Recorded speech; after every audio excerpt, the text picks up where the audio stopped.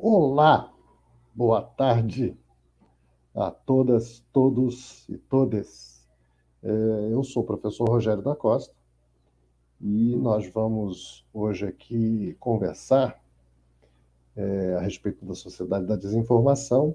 Sou professor no programa de pós-graduação de Comunicação e Semiótica da PUC de São Paulo. E hoje a gente tem aqui uma conversa com uma orientanda minha, que é a Adriana Teixeira, sobre... Olá, Adriana, tudo bem?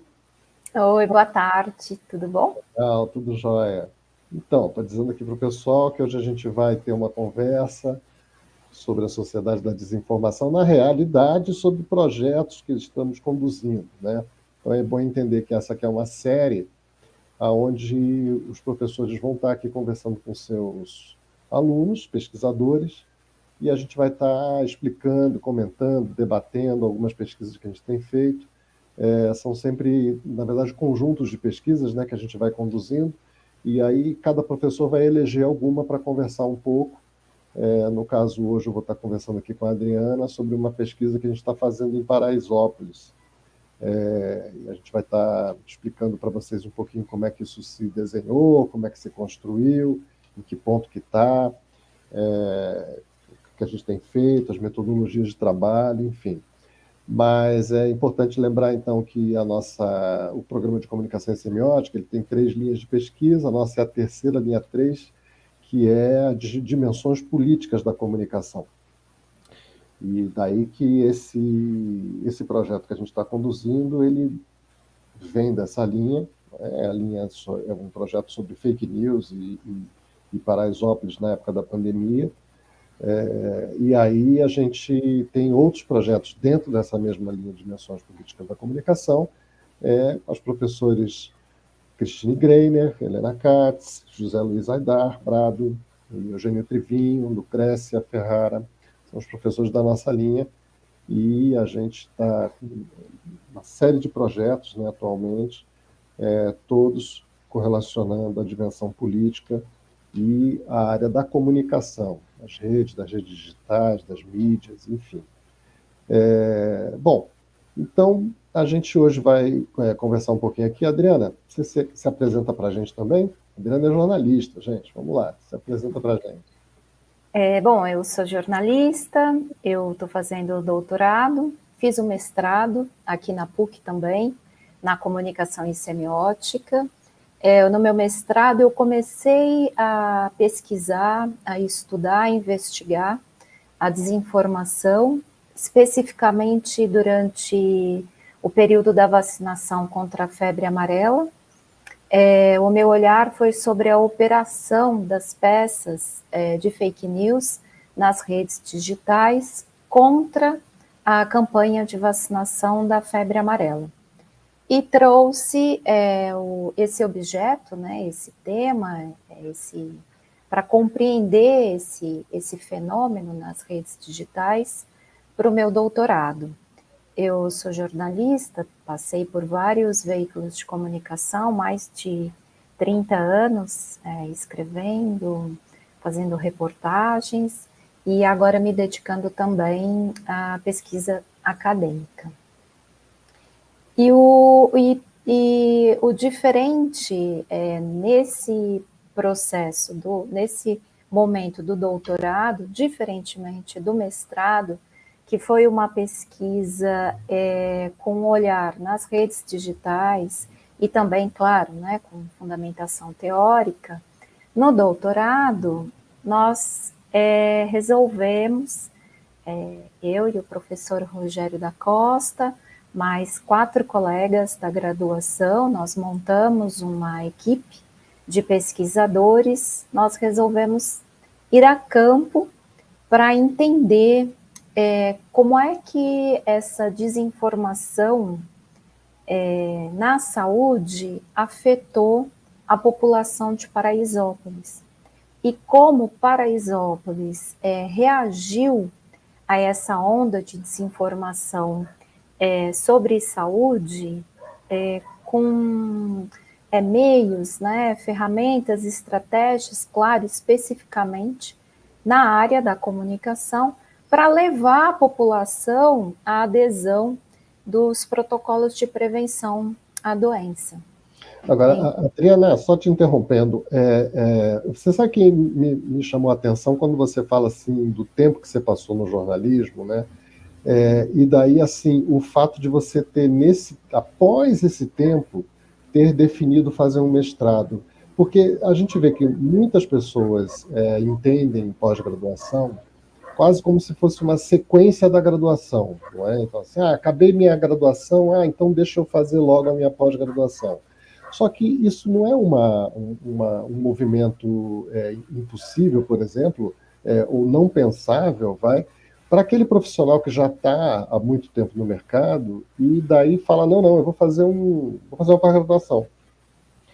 No teu caso foi esse, né? Quer dizer, o que te moveu aí exatamente? O que te desviou de rota? O que te provocou?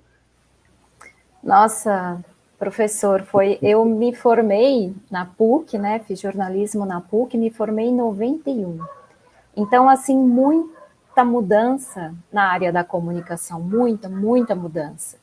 E eu fiz vários cursos durante todo esse tempo de trabalho em redação, né?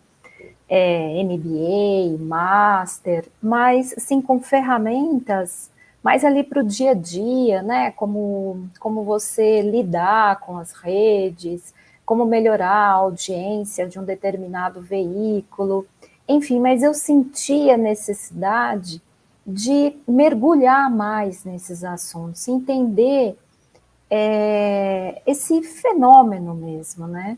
E eu precisava de autores, eu precisava da filosofia, precisava de teorias da comunicação, não só as teorias críticas, como as teorias culturalistas também. Precisava de um pouco da antropologia, um pouco da sociologia. Então, eu precisava desse olhar, eu precisava desses autores para entender realmente, para mergulhar e para compreender o que estava acontecendo, né? O que era Facebook? Entendi o modelo de negócio do Facebook, mas né, como é que ele afeta? Por que ele faz algumas pessoas fazerem, né, o que ele mesmo determina? Isso, enquanto fenômeno de comunicação, né? E você chegou a fazer jornalismo investigativo ou não? Eu trabalhei como repórter durante um bom tempo da minha carreira e depois passei para comando de equipes, mas nunca abandonei a reportagem. Até hoje eu ainda realizo reportagens, sim. Então, porque aí a gente pode começar a falar sobre a nossa pesquisa em Paraisópolis, né? Porque, assim, de fato, tem um aspecto reportagem, portanto, quer dizer, é interessante a expertise que a Adriana traz para a pesquisa, porque ela tem essa veia de jornalista, então, assim, ela consegue trazer para campo, não é? Porque a gente vai a campo fazer, a gente está indo já várias vezes a campo fazer pesquisa, e ela consegue trazer essa veia jornalística, inclusive do ponto de vista assim de acessar as pessoas, não é? Porque assim, quem está lá como é que fala com as pessoas em Paraisópolis, enfim. E lá tem uma agência, né, Adriana? Acho que foi o primeiro ponto que a gente teve como referência, assim, foi a agência deles de comunicação. Então, tudo começou quando eu li uma reportagem sobre Paraisópolis no Washington Post, contando como eles estavam se organizando para preservar a vida durante a pandemia. Esse era o principal objetivo de Paraisópolis, né?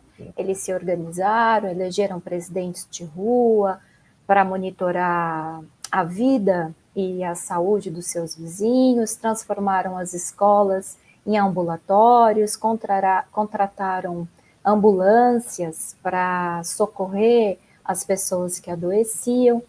E eu comecei a pesquisar ali sobre Paraisópolis, lendo outras reportagens.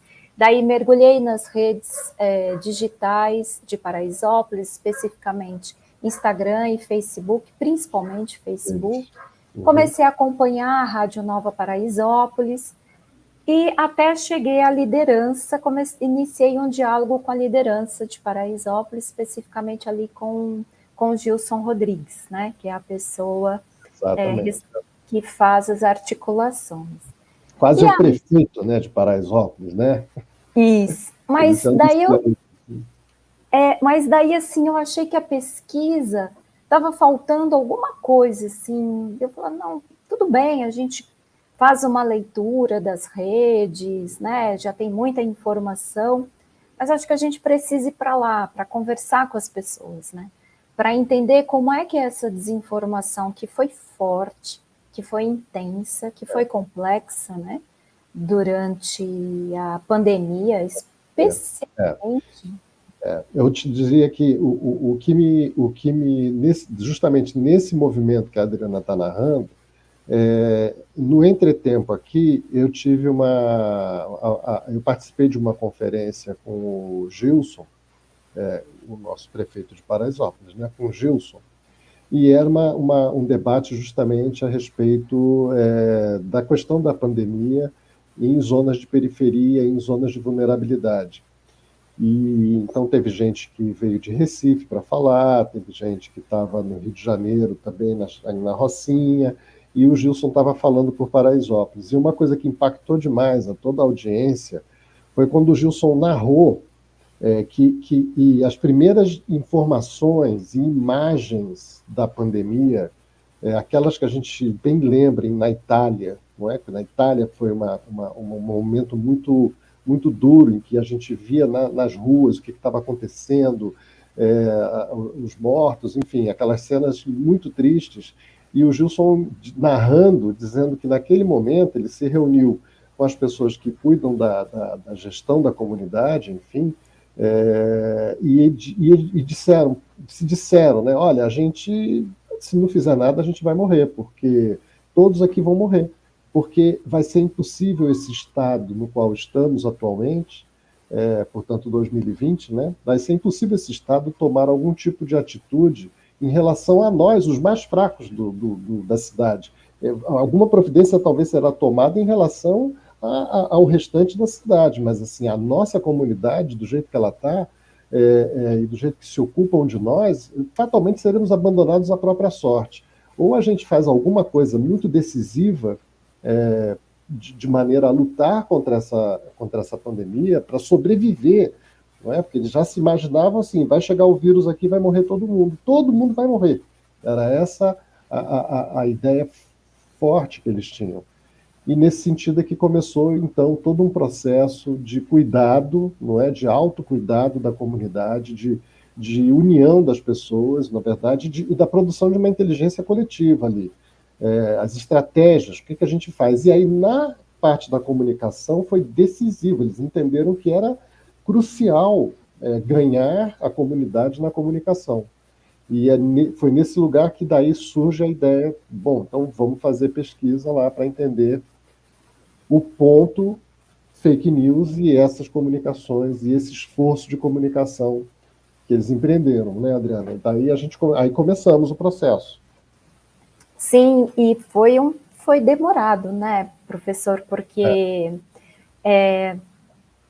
em alguns momentos nós não tínhamos acesso ao bairro, porque eles estavam enfrentando uma situação muito dura de controle, de assistência aos moradores. Então, assim, a gente precisou trabalhar, e até hoje a pesquisa continua. Nós ainda estamos em campo, conversando com moradores, com presidentes de rua. Nosso próximo passo é conversar com os agentes comunitários de saúde.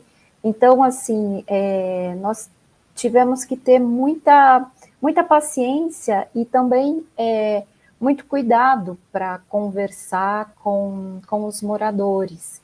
Mas nós entendemos que era importantíssimo coletar esses dados por meio das entrevistas, para entender naquele momento de tamanha incerteza que a ciência ainda não conseguia dar, né, ali, como o professor Rogério disse ali, né, no início de 2020 e até praticamente o ano inteiro, ninguém entendia muito bem o que estava acontecendo, e foi quando a desinformação veio com força total mesmo, né?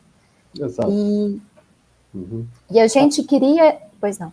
Não, o que ajudou a gente na entrada da história toda, o que ajudou a gente foi a agência deles de comunicação, quer dizer, foi essa descoberta extremamente, para nós, assim, no meu caso, pô, os caras têm aqui uma agência de comunicação dentro, ou na entrada ali da comunidade, com muita gente trabalhando na agência, não é, Adriana?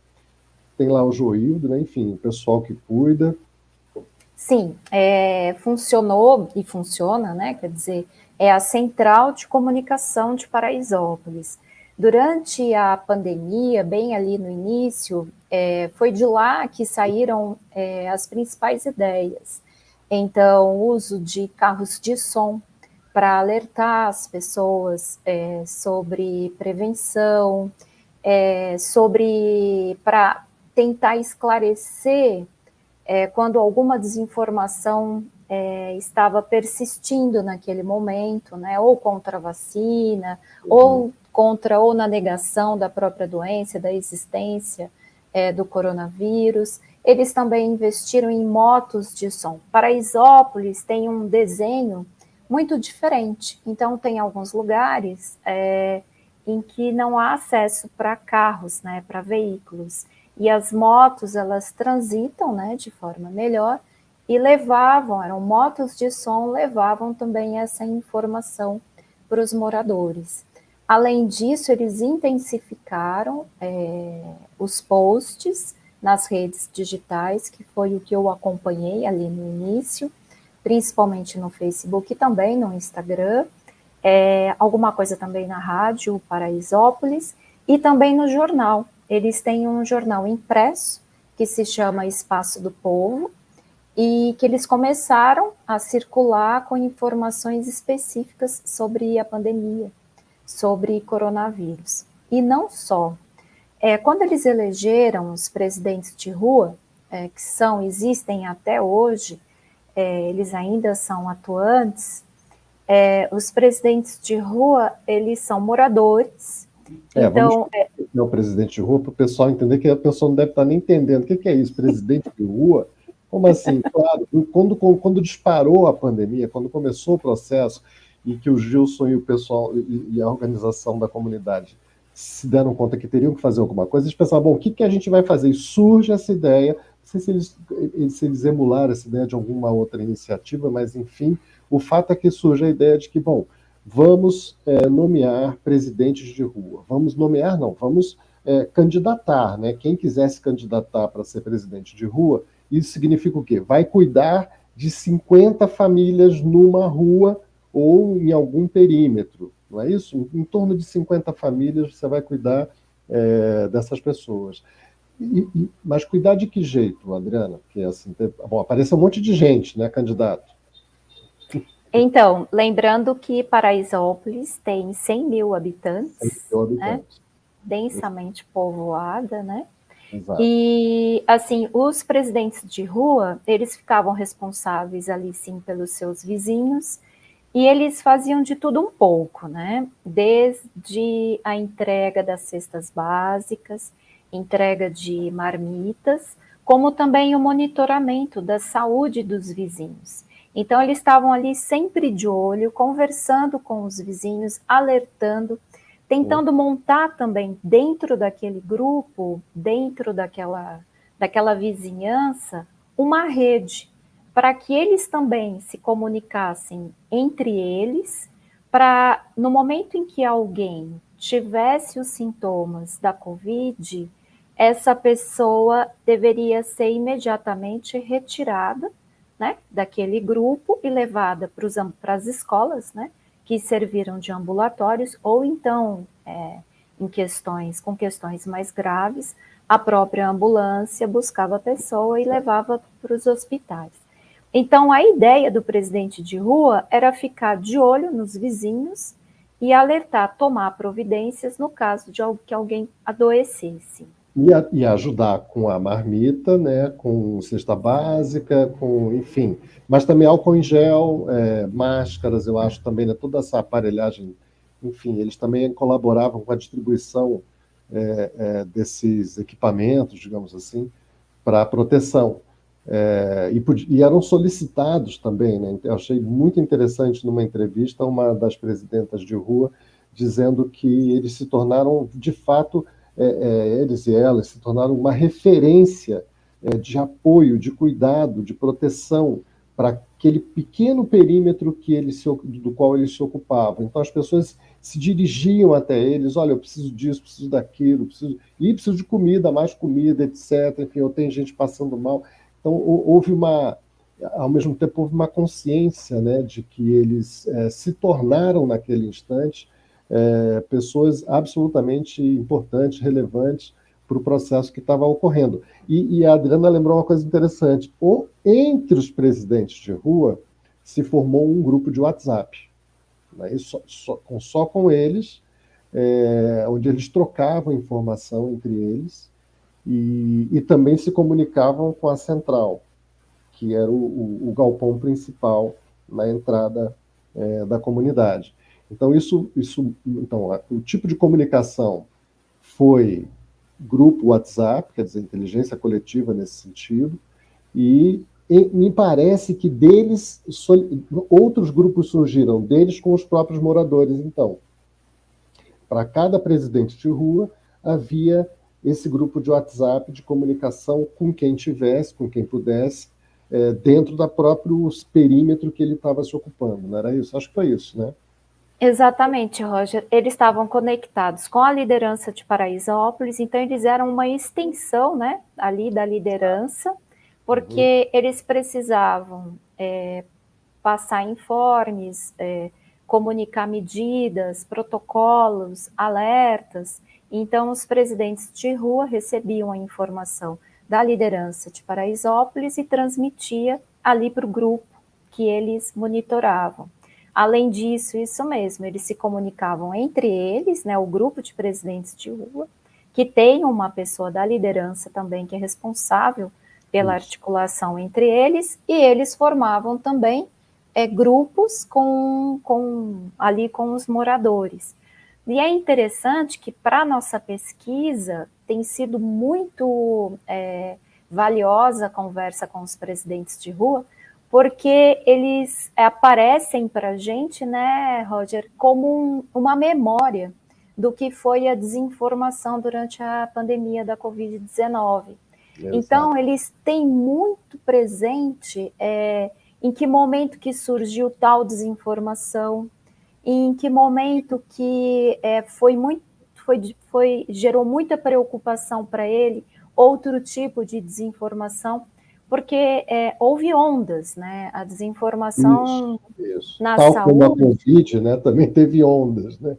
Sim, sim. Então, e eles têm isso muito claro. Então, na época da vacinação, eles têm assim muito presente o tipo, a peça desinformativa. Essa conversa com eles tem sido assim muito valiosa para a gente, porque eles não só trazem essa memória, como também demonstram para a gente como é que isso, né, afetou os moradores, afetou os presidentes de rua e como eles reagiram, porque era preciso reagir, né? E essa contra, né? Essa resposta à desinformação estava totalmente apoiada à comunicação elaborada ali pela agência CRIA Brasil, né, que é essa agência que está sediada dentro de Paraisópolis. Então, foi tudo muito coordenado, muito...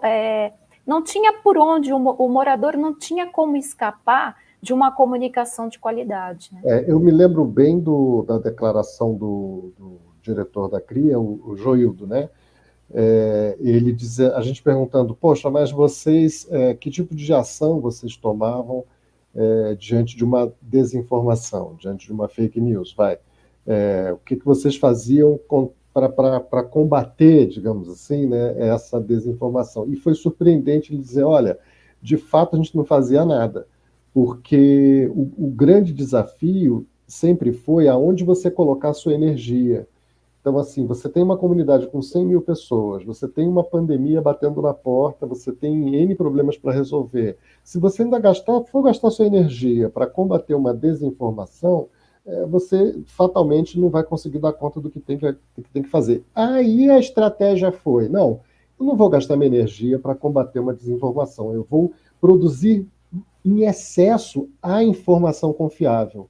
Eu vou tentar espalhar essa informação confiável dos maior número possível de meios para que as pessoas sejam inundadas com as boas informações e eu possa fazer frente dessa maneira à desinformação. Que era o que você estava comentando antes, né, da moto, que é interessante como eles reuniram as mídias digitais e as mídias analógicas, né? As mídias, pô, nem sei se isso é mídia analógica, moto com o cara falando no meio da unidade, sensacional. Tinha de tudo, né? Tinha também papel pregado, né? Tinha lambe-lambe, né? Assim, botava nos postes, não era isso? Tudo Cartazes, eles disso. usavam os Cartaz, muros também com cartazes, aham. faixas nas ruas também, e Isso, teve faixa na até rua. isso, e teve até trio, uma espécie de um trio elétrico, né, um caminhão com algumas pessoas, também com microfone alertando, né, sempre dando a informação, né, informação. Quando eles sentiam que vinha uma nova onda de desinformação, de fake Informação. news, eles iam para reforçar a voz da ciência, trazer ali a informação baseada na evidência, né? Do que Você a vê que gente conhece. parece que funcionou, por exemplo, muito bem o jornalzinho. Quer dizer, a Adriana, por exemplo, hoje está escrevendo uma coluna no jornal deles, que é mensal, não é isso, Adriana? Mensal. Isso. E funcionou, parece que funciona super bem o jornal. Ele tem alguns mil exemplares de edição, mas segundo eles já investigaram e eles sabem que esse jornal passa de mão em mão. Então a pessoa lê, já passa para o outro, enfim. Então isso também é um meio de disseminação da informação confiável, não é? Então teve isso, teve bom, WhatsApp, Facebook, São 21 mil exemplares, o jornal ele é jornal. mensal, Aham, isso. São 21 mil exemplares, porque é um jornal para cada domicílio, né? tá. E realmente eles têm pesquisas que mostram que o jornal ele circula demais, ele circula muito, vai passando pela mão das pessoas e tal. Parece que é Tá. realmente um movimento muito interessante, bem E aí, interessante. aí somou a isso a mídia digital. Sim, sim, também, Fizeram também. muito. É que Paraisópolis tem uma característica, né, Roger, que assim, não são todos que têm acesso, né, a celular, a computador, né, a internet. Aham. Numa conversa também com a liderança de Paraisópolis, eles nos explicaram que algumas pessoas também não têm televisão. Então, por isso daí a importância do jornal impresso, para levar informação para essas pessoas também. O carro de som ele é constante em Paraisópolis, né? Não só para propaganda, como também para Para isso, para os evento. avisos, eventos. É que durante a pandemia eles reforçaram muito essas mídias, né? Sim, Reforçaram sim. bastante, muito mesmo, que era uma forma, um jeito que eles encontraram para que as pessoas realmente se cuidassem, né? Aderissem aos protocolos de prevenção, porque lá não é possível fazer distanciamento físico, né? E então era preciso mesmo, e como Veja. Não, eu ia falar que mesmo com tudo isso, você teve bares que continuaram abrindo, não é? A festinha aqui e ali, enfim, e aí os casos ocorreram. Então, assim, mesmo numa situação como essa de grande proximidade, onde ficou para muita gente evidente que o risco era muito, muito, muito maior, né, da disseminação do vírus, e com tanta informação, mas mesmo assim, houve os pontos ali de resistência, de negação, enfim, não digo nem só de negação, mas no nível eu preciso trabalhar para viver, eu tenho que estar aberto para viver, não tem como fazer. Mas, de qualquer maneira, os resultados que eles obtiveram foram superiores, ou, digamos assim, foram resultados mais efetivos, mais eficientes, digamos, do que a cidade de São Paulo como um todo teve, não é, Adriana? Acho que eles tiveram resultados melhores. Sim, alguns institutos eles fizeram algumas pesquisas, mas compararam territórios, bairros com características semelhantes. Então, uma das pesquisas olhou Paraisópolis e Brasilândia. E olharam também para fazer uma medição de contágios, pessoas que adoeceram, que tiveram que ir para o hospital, e pessoas que morreram. E Paraisópolis teve um número menor de óbitos, comparando com um território com características semelhantes. Então, assim, a própria liderança entende que a comunicação foi muito importante e também esses procedimentos de transformar a escola em ambulatório, de colocar as ambulâncias à disposição de Paraisópolis, porque assim, a ambulância não entra em Paraisópolis. Olha, essa é uma história à parte. Fala. O SAMU também não entra, ele entra até uma parte, se eu não me engano, não sei se tem 3 UBSs ali em Paraisópolis. Acho que eles entram, ele entra até, acho que consegue chegar até o UBS-1. Então, ele não, porque Paraisópolis não tem um território desenhado. Tanto é que a gente teve uma conversa sensacional com a pessoa, com a moradora de Paraisópolis, que orientava a ambulância. Eles contrataram as ambulâncias e deixar as ambulâncias ali sozinhas, entregar o endereço para elas, dificilmente elas conseguiriam chegar até a casa. Uhum. Você quer contar, Roger? Não, essa história foi sensacional, porque assim, eles se deram conta de que precisariam de ambulância em determinado momento, evidente. E aí, assim, bom, como é que a gente vai arrumar uma ambulância? O SAMU não vem aqui. Na verdade é assim, gente, chama o SAMU, é da Paraisópolis, lá nem vou. Aí, bom, como é que a gente vai arrumar uma ambulância? Eles tiveram a brilhante ideia de achar uma produtora cultural. Vamos falar com uma produtora, quem sabe ela não tenha o jeito aí de arranjar. Se ela não arranja tudo, produtor arranja de tudo, né? Produtor cultural, enfim, arranja de tudo. Então, quem sabe ela arranja para a gente aí uma ambulância, moradora da comunidade. E ela falou, não tem problema nenhum, vamos atrás de ambulância. E conseguiram 2, se eu não me engano, não foi, Adriana? 2 ambulâncias. Foi paga, enfim, inicialmente com doações, auxílios e tal. E a produtora, como era moradora do local, ela como que assumiu, digamos assim, a logística e a tática da ambulância, né? Então, assim, como é que chega em tal lugar, onde é que vai ficar, a primeira decisão dela, onde é que as duas vão ficar estrategicamente, e aí depois a logística de deslocamento para pegar as pessoas, para atender as pessoas. Muitas vezes as pessoas eram atendidas, então, na própria ambulância, por exemplo, depois seguiam para o pavilhão central ou para alguma escola. Então, nesse momento, a coisa curiosa que foi acontecendo simultaneamente, não é? Foi sendo feito um mapeamento da comunidade, um novo tipo de mapeamento da comunidade, por conta de ter que se entender, né, como é que chego a tal lugar, como é que desloco aqui, como é que transporta a pessoa, e daí esse mapeamento ele vai resultar no outro projeto que eles inventaram lá, fantástico, que a gente vai contar depois, mas assim, a dimensão da ambulância foi que eles trabalharam por um ano e fizeram 11 mil atendimentos, se eu não me engano, que a Renata falou, não é isso? Em torno de 11 mil atendimentos, que, portanto, salvaram vidas, não é isso? Salvaram muitas vidas.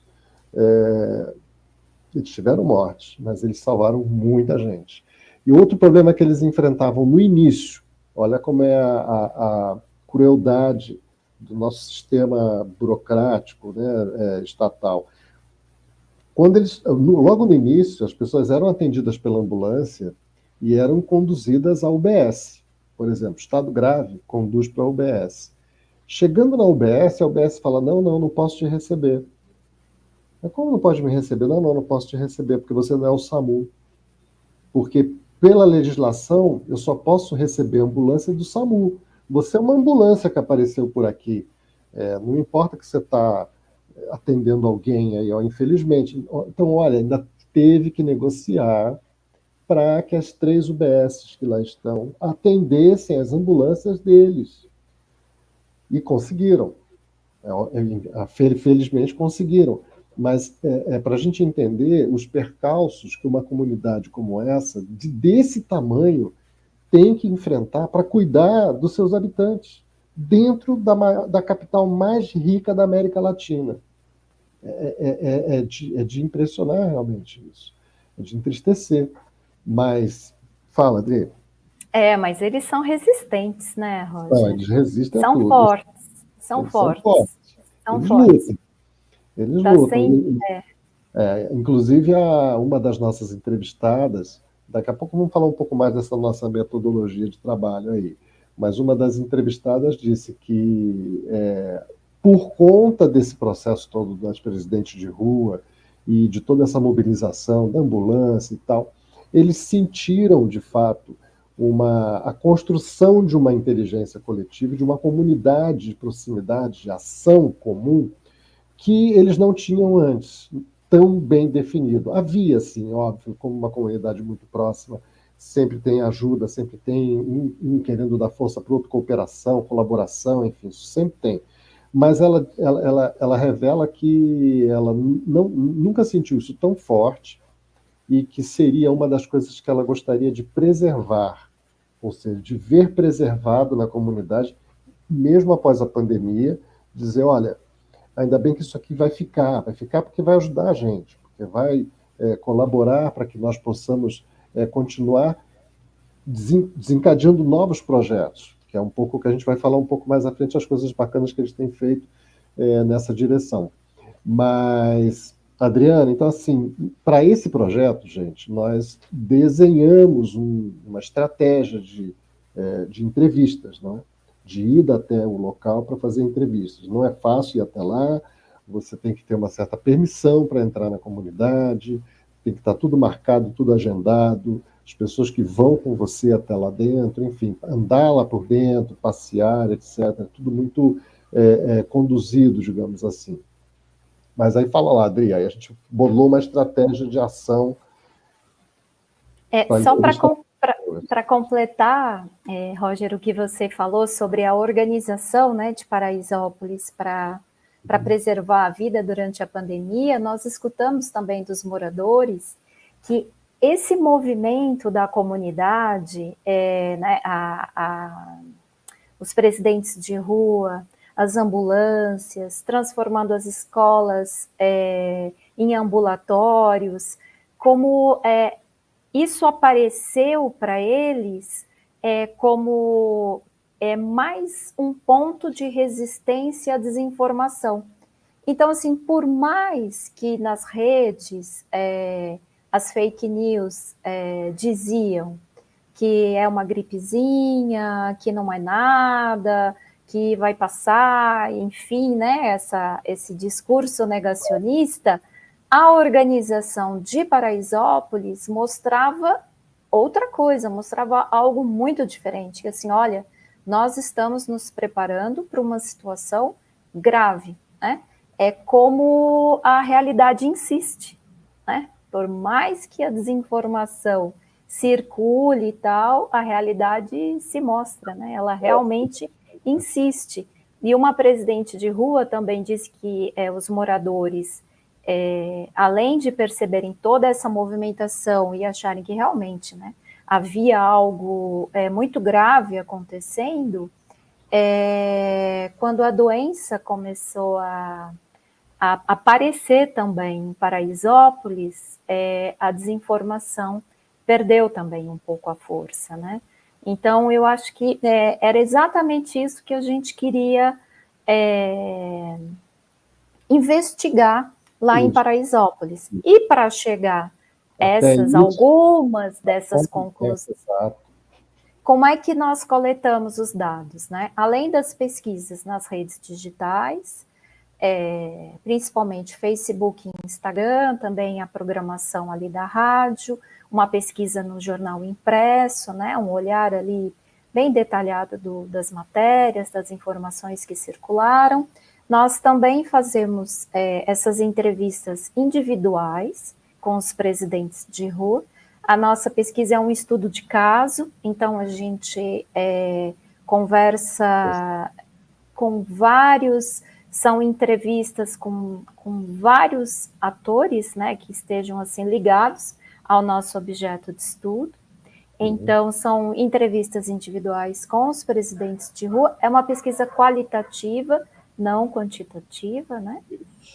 Com os presidentes de rua, com os moradores, nós estamos fazendo grupos focais. Então, nós fizemos um grupo focal com moradores adultos. Fizemos também outro grupo focal com jovens, e foi muito interessante, nós fizemos lá na Escola de Música de Paraisópolis, são containers adaptados, né, na Escola de Música, muito bacana. Foi muito legal, a gente passou uma boa parte do nosso sábado conversando ali com os jovens.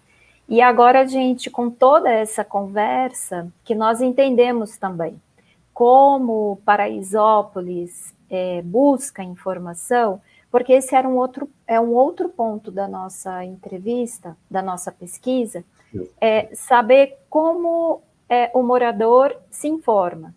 Diante de uma peça de notícia enganosa, de uma mensagem falsa, o que o morador faz? Com quem ele conversa? Onde ele vai buscar saber se aquilo é verdade ou mentira? É pertinente. E nós entendemos, assim, muitos disseram que buscavam, que conversavam com os agentes comunitários de saúde. Até a Renata, que é uma produtora cultural, mas por estar ligada à ambulância, também era procurada pelos moradores para dar informação sobre vacina, sobre o vírus, sobre os sintomas. Então, assim, como aqui tem uma outra pista, né, Roger?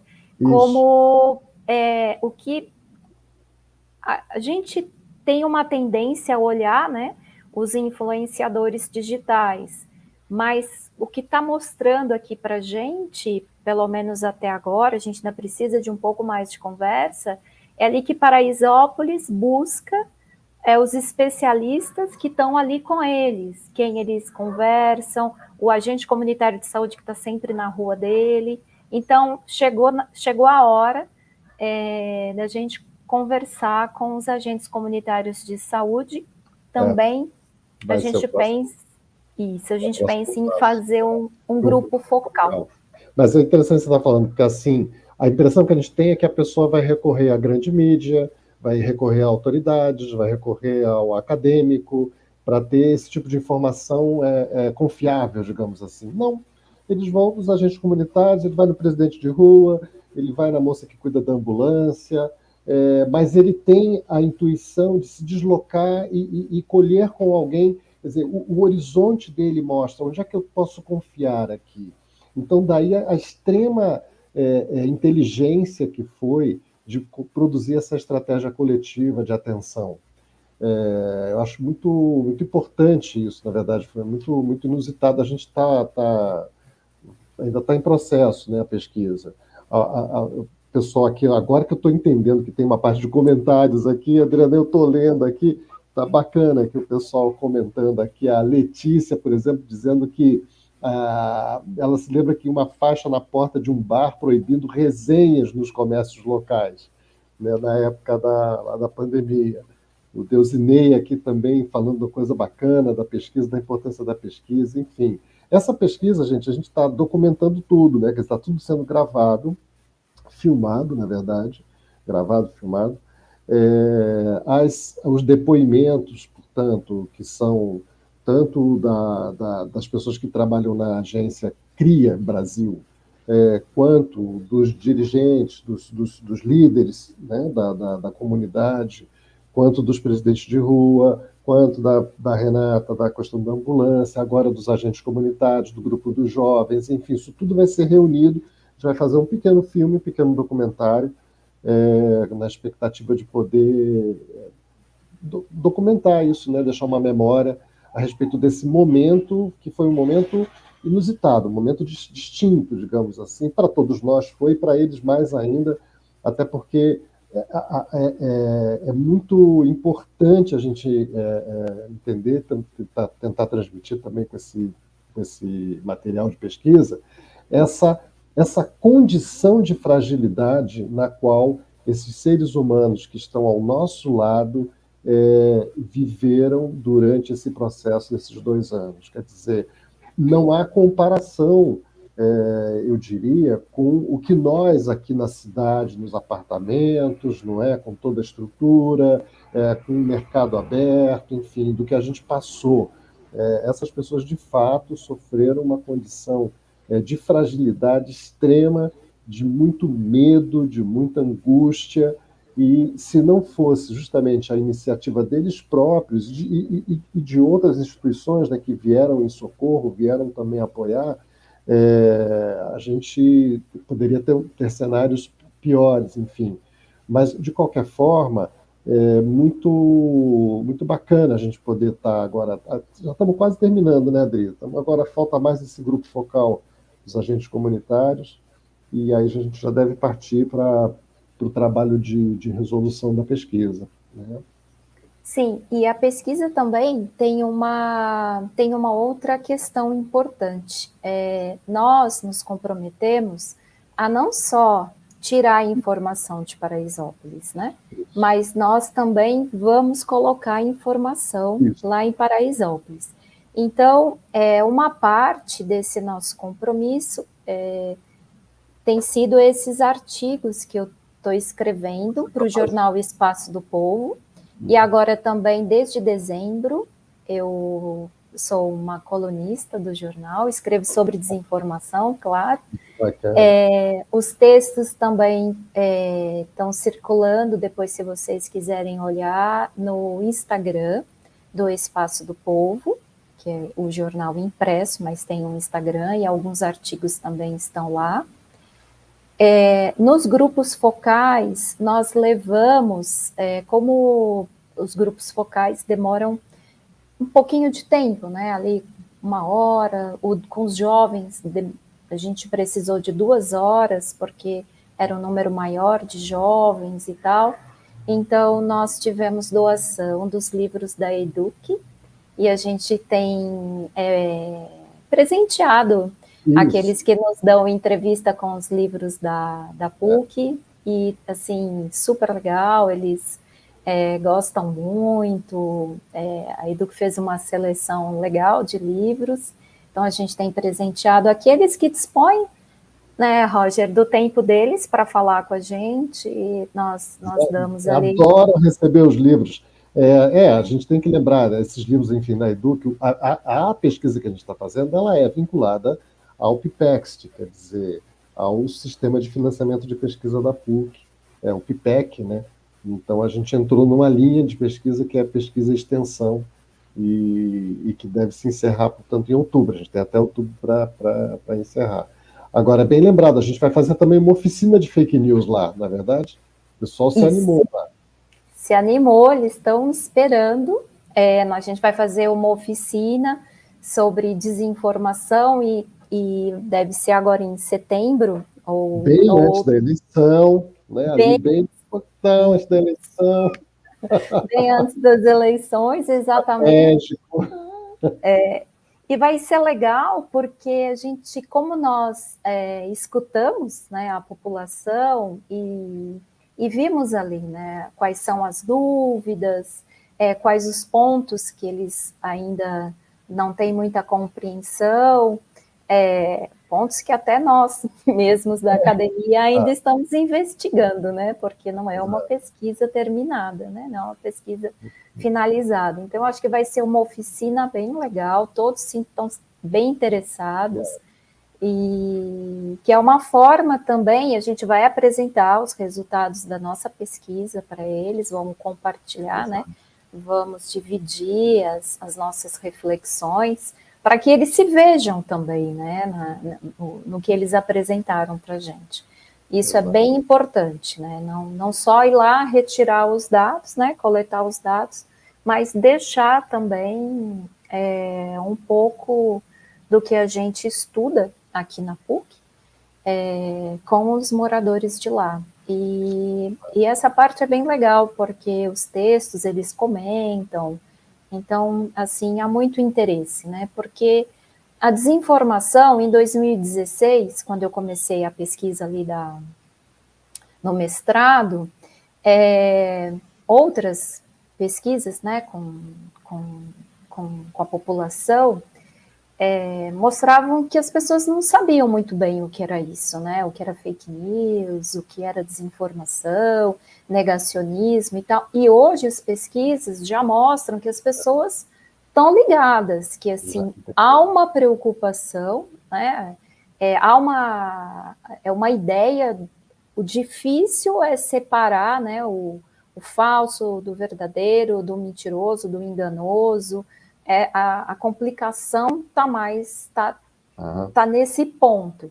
Mas hoje as pessoas já compreendem mais, né, que há uma força para enganar, para desmobilizar, para prejudicar reputações, né, e as pessoas já estão percebe. antenadas, né? Já estão antenadas. Isso é bacana. Inclusive jovens, tudo com os grupos de jovens também, isso apareceu bastante. O pessoal já sabe do que se trata. Bom, Adriana, é o seguinte, o nosso tempo está se encerrando. Então, a gente teria que agradecer, né? A gente agradece ao nosso público. Vai estar gravada, obviamente, essa nossa conversa. E amanhã a conversa vai ser com a professora Lúcia Santaella, se eu não me engano, às 17 horas, se eu não me engano. E na semana que vem vai ter mais conversas. Muito provavelmente eu vou estar voltando aqui para conversar, mas aí eu vou conversar com a professora Cristine Greiner. A gente vai ter um outro tipo de conversa aqui também, mais pesquisas, para vocês ficarem a par aí do que a gente tem introduzido aqui no programa de comunicação e semiótica da PUC de São Paulo, pós-graduação. Tá ok? Então, Dri, palavras finais. Agradecendo. Eu super agradeço o espaço para falar da nossa pesquisa, né, essa conversa com o professor Rogério. A gente poderia ficar falando aqui a tarde inteira, imagina, uma pesquisa que nós iniciamos ali em novembro do ano passado, né? Então, temos muitas horas de transcrição de gravação, mas se alguém quiser conversar, estou super querendo falar da minha pesquisa. Tenho colegas aqui na PUC, colegas muito queridos que também estão estudando desinformação, e a gente está sempre se encontrando e falando sobre as nossas angústias para compreender esse fenômeno, que não tem sido tão simples assim. Tão simples, né? E agradeço a presença de todos. Ótimo. E até a próxima. Grande abraço para todo mundo, tá bom? E boa sequência de final de semana aí para vocês também. Tá? Agradecemos aqui os parabéns que estão aqui surgindo. Bom, muito bacana. Então é isso. Logo vai ter aí um vídeo bacaninha, falando da pesquisa, os relatórios e tal, artigos científicos, a gente vai publicar, tá bom? Tudo certo. Então, um beijão, pessoal. Agradeço a presença de todos. Tchau, tchau. Obrigada. Beijão. Tchau, tchau. Isso.